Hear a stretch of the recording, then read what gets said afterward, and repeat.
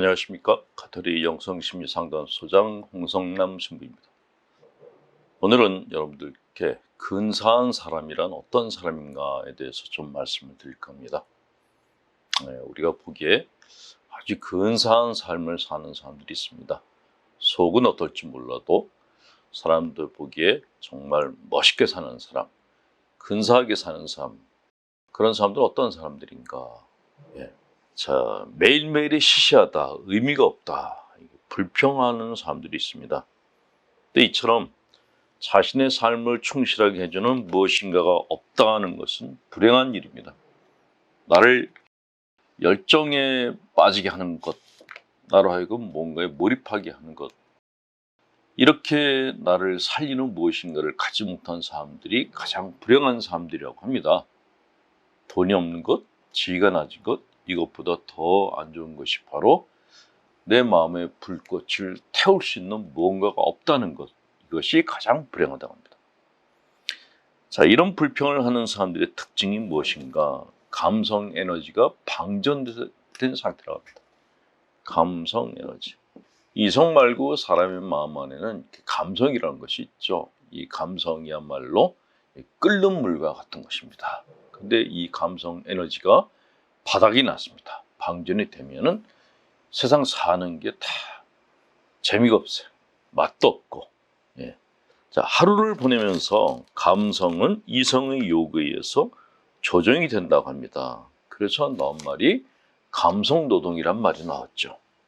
하고 싶은 일보다 해야 할 일을 하는 것은 감성 에너지가 충전이 아닌 방전 상태로 가는 것이다 라고 합니다. 이렇게 하루하루를 감성 노동으로 살다 보면 지쳐서 냉소적이 될 수밖에 없다라는 것이죠. 그리고 이런 상태에 계속 머물면 사람이 지쳐 보이고 갈수록 초라해 보이고 자괴감에 빠지기 쉽다는 것입니다. 이것은 비단 일반 사람들뿐만이 아니라 신자분들뿐만이 아니라 사제들도 해당되는 이야기입니다. 신부님들 중에서 이렇게 사목을 하는데 열정이 없이 하는 분들이 있습니다. 강론도 감동이 없어요. 듣는 신자들이 다 잡니다. 무기력하고 이렇게 톤이 일정하고 어떤 내용인지 잘 못 알아들을 정도로 그런 강론을 하는 분들이 대개 이 감성 에너지가 방전된 분들이라는 것이죠. 신명나게 사목을 하는 것이 아니라 그저 주어진 일을 갖다가 마지못해 하는 그런 사목자들, 방전된 분들이라고 얘기를 합니다. 자, 이런 상태에서 벗어나려면 어떻게 해야 되는가? 일단 스스로 근사하다는 자의식을 갖는 것이 중요하다고 합니다. 나는 근사한 사람이야. 일명 자뻑현상이라고 하는데 이 자뻑현상이 때로는 약처럼 필요할 때가 있다는 것이죠. 나는 근사한 사람이다 라는 생각이 스트레스 관리 측면에서 최고의 정서라고 합니다.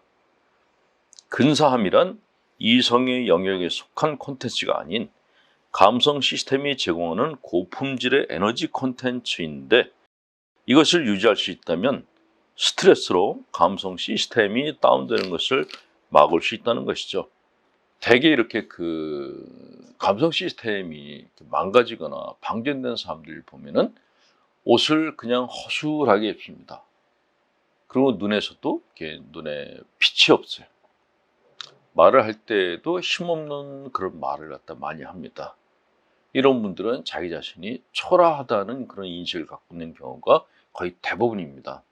자, 이런 분들에게 필요한 것은 일단 내가 근사한 사람이라는 자의식을 갖는 것이 필요합니다. 그래야지 외모도 꾸밀 수 있고 말투도 바뀌고 눈에 생기도 살아난다라는 것이죠. 자, 이런 근사하다는 느낌은 만족감에서 비롯됩니다. 만족감이란 내 인생의 흐름이 목표대로 순항할 때 나타나는 신호인데 그때 나 자신이 근사하게 여겨진다는 것이죠. 그런데 이 만족감이라는 것은 사회적 성공만으로 얻어지는 것은 아니라고 합니다. 자본주의 사회에서 사회 경제적 지위는 올라가는데 스스로에 대한 근사함, 만족감은 떨어지는 사람들이 생기는 것이 그 예가 될 것입니다.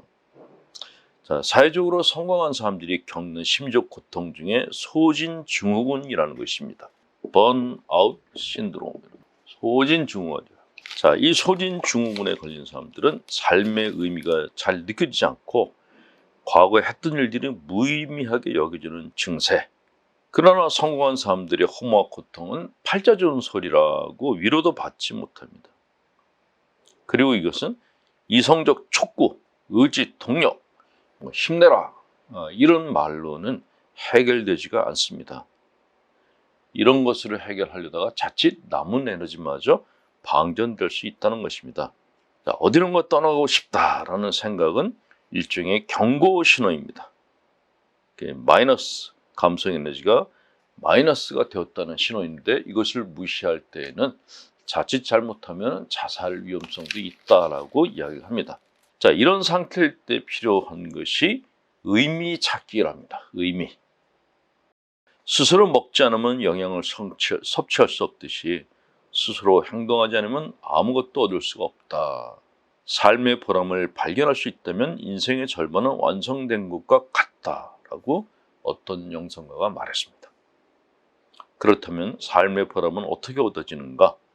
의미 있는 인생을 추구하는 데서 얻어진다고 합니다. 의미 있는 인생은 그저 행복하기만 한 인생보다 더 인간적이며 도덕적입니다.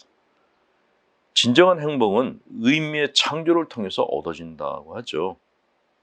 무엇이 사람을 행복하게 하는 것을 발견하는 것만으로는 인생의 유의미성의 본질은 설명할 수 없다고 봅니다. 왜냐하면 의미 없는 행복은 어딜 얼마든지 있을 수가 있기 때문입니다. 그래서 일반적인 행복을 버리고 의미 있는 고난의 길을 선택하는 사람들이 나타나는 것입니다.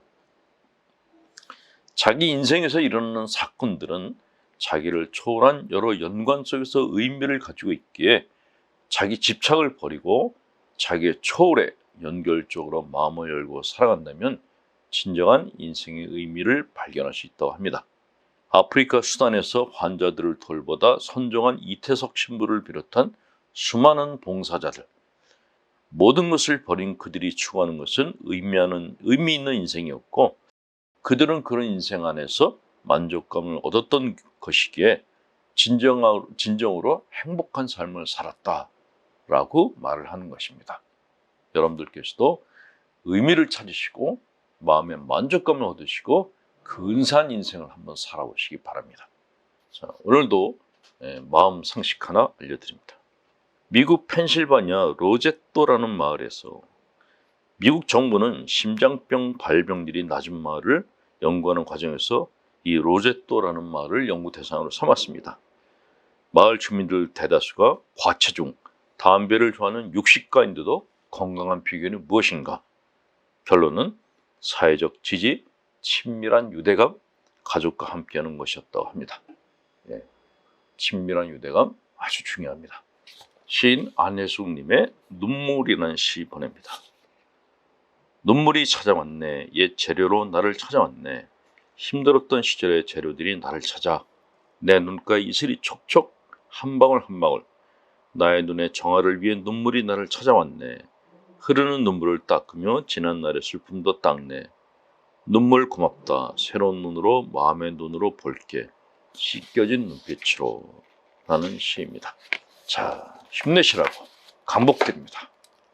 전능하신 하나님, 성부와 성자와 성령께서는 우리 교우들에게 축복을 내리셔 기름을 여소서. 아멘. 홍성남 신부였습니다.